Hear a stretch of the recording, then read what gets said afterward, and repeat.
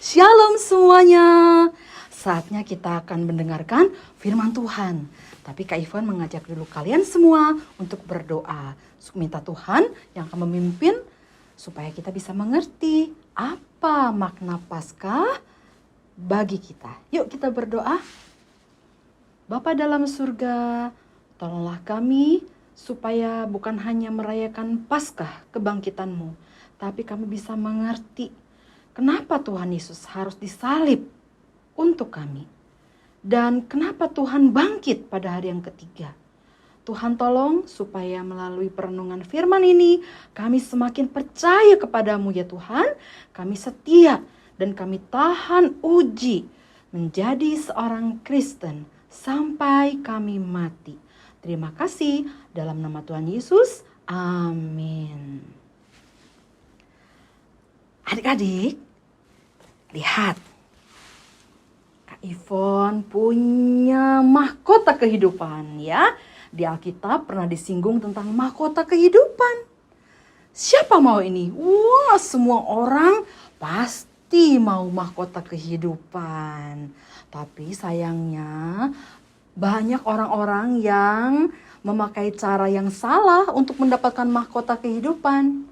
Nah, sekarang kita lihat dulu ilustrasi yang dibawakan oleh Sukri dan Hai yang memberikan contoh manusia-manusia yang salah untuk mendapatkan mahkota kehidupan. Yuk kita lihat. Wah, Sukri lihat mahkota kehidupan. Keren banget ya ini mahkotanya ya. Iya, ini cocok buat aku. Hah? Enak aja, ini mah lebih cocoknya buat aku. Mana ada ini cocok buat kamu. Oh, buat aku lah. Karena dari segi ketampanan, kegantengan, aku lebih ganteng daripada kamu. Mana ada. Justru tuh ya, akulah yang paling ganteng. Aku aja sering kali disebut Sukri ganteng. Aku sering dibilang seperti artis Korea loh. Mana ada artis Korea sebelum operasi plastik kali. Enggak. Pokoknya aku lebih ganteng daripada kamu. Enggak, pokoknya aku. Lagian ya, kalau berbicara tentang ketampanan, udah pasti aku. Apalagi kalau kemampuan. Ya pasti aku lah. Akulah kemampuan yang paling hebat. Aku bisa nyanyi loh. Coba, Kamu bisa apa? aku juga bisa nyanyi. Sama dong. Ya coba kamu, nyanyi Pasti apa? bagusan aku. Enggak lah, bagusan aku. Nih, dengar nih, aku mau nyanyi nih. Ya. Lagu kekinian. Ya, Oh no, oh no, oh no, na na na na. ampun Bang Jago. Mari Bang Jago. Ampun Bang Jago. Oh, no. Oh. Oh no, no, no, no, no. Kamu mah cuman ono doang. Daripada kamu, abang-abang. Udahlah, pokoknya aku yang paling hebat mampunya untuk nyanyi. Lagian juga aku yang paling pinter kalau dibandingin kamu. Jadi aku yang lebih cocok untuk mendapatkan mahkota ini. Tidak mungkin aku lebih pintar loh daripada kamu. Kamu itu salah-salah terus kalau ulangnya. Enggak lah, coba kamu. Ayo, tes aku. Ayo, panjang kali lebar kali tinggi. Ayo berapa? Jawabnya ayo. Waduh. Kan susah kan? Waduh, rumus apaan tuh? Panjang kali lebar kali tinggi. Oh, aku tahu. PLT. Ya kan? Iya betul. Coba kamu ya. 1 kali 2 kali 5 kali 6 kali 7 kali 10 kali 0. Berapa? Ya nol lah. Bisa juga dia. Ya Udahlah. kan? Ya kan pintar aku kan? Enggak lah, pokoknya pintaran aku. Lagian juga ya, aku ini juga lebih kaya dibandingin kamu. Iya, kamu kayak apa? Kayak ketek, kayak monyet. Enak aja kamu malah bilang aku kayak monyet. Enggak lah, aku lebih punya segala sesuatu. Iya, banyakan aku lah. Orang tuamu punya apa? Coba ayo, orang tuamu punya apa? Hah? Orang tuaku ya, Pasti cuma punya ayam jago doang nyanyinya dari Enggak. tadi. Ayam jago. kambing, ayam kate. Emang papamu punya helikopter? Punya lah mainannya. Ya aku lah lebih kaya. Mobil papaku 17 loh. 17 paling juga bautnya doang. Enak aja. Udahlah, yang pasti aku layak mendapatkan mahkota kehidupan nih. Karena aku kaya, orang tua aku kaya. Enggak lah, pokoknya aku. Lagian juga ya, aku ini lebih baik daripada kamu. Sombong sombong. Kamu itu banyak dosanya dibandingin aku. Kamu lah lebih banyak dosanya, pencuri. Kamu kan yang duluan mencuri. Aku kan mencuri ayam goreng. Aku cuma mencuri kambing. Kambing sama ayam gede mana? Kambing. Ya, makanya kamu lebih berdosa. Bukan, aku lebih hebat. Kamu cuma ayam goreng. Enggak, kamu lebih berdosa. Udahlah.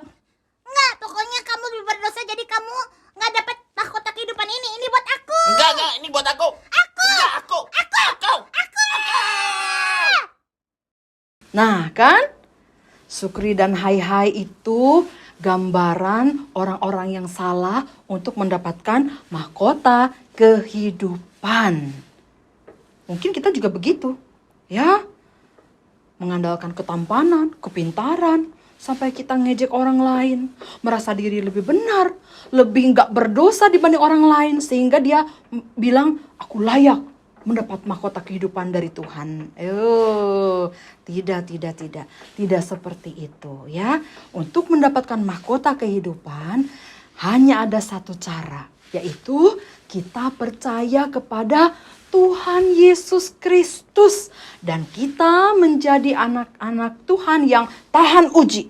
Kalau ada godaan, ada cobaan apapun, kita tetap bisa berdiri dengan teguh. Itu kuncinya untuk mendapatkan mahkota kehidupan. Dengan percaya Tuhan Yesus dan juga hidup tahan uji. Ya, tapi sayangnya nih, sampai sekarang masih banyak orang di luar sana yang tidak bisa percaya Tuhan, tidak mau percaya Tuhan. Ya, kenapa? Ya, ada beberapa hal. Yang pertama mungkin kita sudah tahu. Banyak orang berkata, masa percaya Tuhan Yesus? Dia kan anak tukang kayu, orang miskin. Ya, dari Nazaret. Kan raja, nggak miskin dong. Nah, banyak orang berpikiran demikian. Sehingga dia tidak mau percaya Tuhan. Tapi ada juga yang menganggap tidak mau percaya Tuhan karena Tuhan Yesus itu matinya dengan cara tidak baik. Ya, disalibkan. Wah, ternyata mati disalib adalah sebuah kutukan pada zaman itu dan juga pada zaman Alkitab. Ya, di zaman Musa, kalau orang bersalah pasti dia digantung di tiang, ya, atau disalibkan. Pada zaman Romawi, saat itu yang menyalibkan Tuhan Yesus, memang bukan Tuhan Yesus saja yang disalib, tapi orang-orang jahat, ya, orang-orang jahat itu mati disalib. Makanya salib pada waktu itu merupakan kutukan. Wah, kutukan luar biasa ya. Kutukan itu kalau misalnya kita melakukan hal yang salah yang besar sekali, itu satu keluarga pasti dibilang gini, tuh kena kutukan tuh, begitu ya. Dosanya kebanyakan sih, jadi kena kutuk tuh, disalib dah tuh anaknya tuh. Ya, jadi salib itu mengerikan sekali saat itu, karena dianggap kutukan.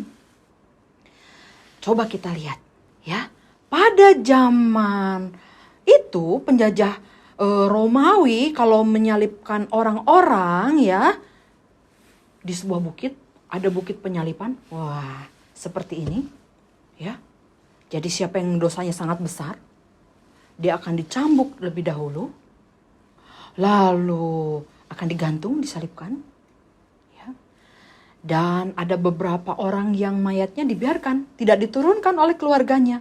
Karena keluarganya pun merasa malu, merasa jijik, ya, merasa hina, merasa terkutuk. Kenapa anggota keluarganya mati disalibkan? Jadi ya sudah, binatang-binatang penyuka bangkai bisa datang menggerogoti mayat yang sudah tergantung di tiang salib itu. Ya. Nah, jadi sampai sekarang orang-orang banyak yang menolak Kristus, menolak Yesus karena kenapa? Ya cara matinya disalib. Kayak kena kutukan gitu ya.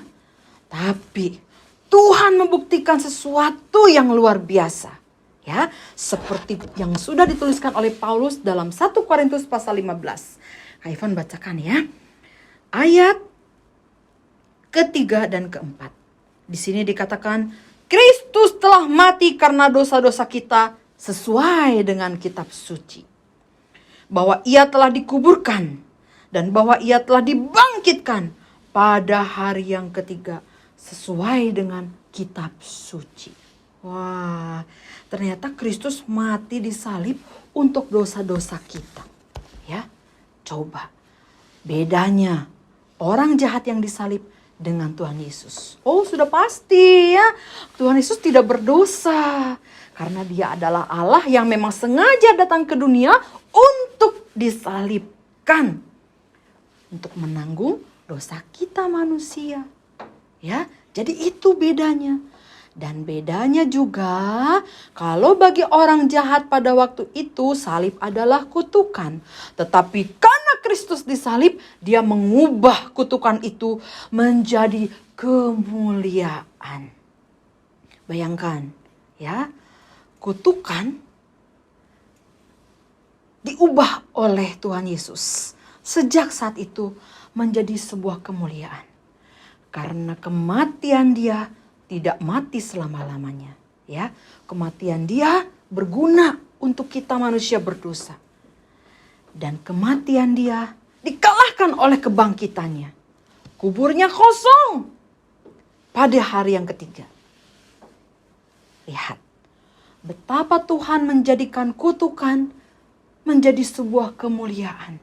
Karena Dia adalah Allah untuk kita semua.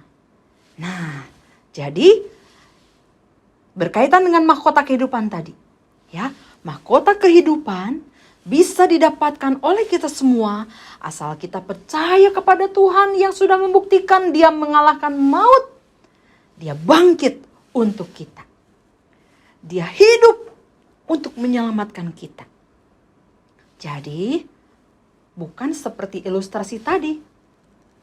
Kita merasa puas dengan ketampanan atau kecantikan kita. Kita merasa puas dengan kekayaan yang kita miliki atau orang tua kita miliki. Mobilnya puluhan, rumahnya ratusan. Tidak cukup. Ya. Atau kita merasa pintar. Nggak usah belajar pun kita ulangan bisa nilai 100 sempurna. Oh, tidak bisa itu menyelamatkan diri kita sendiri. Atau kita banyak kemampuan dibanding yang lain. Tidak. Tapi hanya dengan Tuhan Yesus itu cukup. Ya. Christ is enough for me. Jesus is enough for me. Hanya Tuhan Yesus yang bisa mencukupkan kita. Yang bisa menyelamatkan kita. Tidak perlu yang lain. Jadi mungkin buat kalian semua yang kecil-kecil udah memikirkan duit. Memikirkan terus bagaimana nanti aku udah besar menjadi kaya dan hidup enak. Wah, bukan itu tujuan hidup kita ya. Mungkin buat papa mama yang lagi mendengarkan juga. Yang hari demi hari hanya memikirkan diri sendiri dan bagaimana menambah kekayaan, kemampuan. Dan kehebatan dan gengsi kita. Bukan. Hanya Kristus buat kita. Ada sebuah lagu yang Kak Ivon buat, ya. Jesus is enough for me. Jesus is enough for you. When your heart feels so sad and blue, remember Jesus loves you.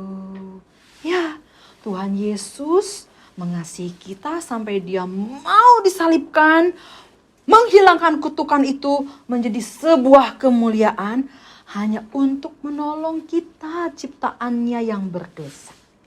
Jadi mari kita mendapatkan mahkota kehidupan dengan percaya Yesus Kristus dan hidup tahan uji, tahan godaan. Kalau ada kesusahan, tetap ikut Yesus. Mari kita berdoa. Bapa dalam surga, terima kasih Kau sudah memberikan anakmu. Dia lahir ke dunia bukan untuk bersenang-senang, tapi justru untuk menderita, disiksa, dihina, diludahi, dicambuk, dan akhirnya anakmu Yesus Kristus mati tergantung di atas kayu salib. Buat manusia, salib adalah kutukan. Tetapi Tuhan Yesus sudah mengubahnya menjadi sebuah kemuliaan.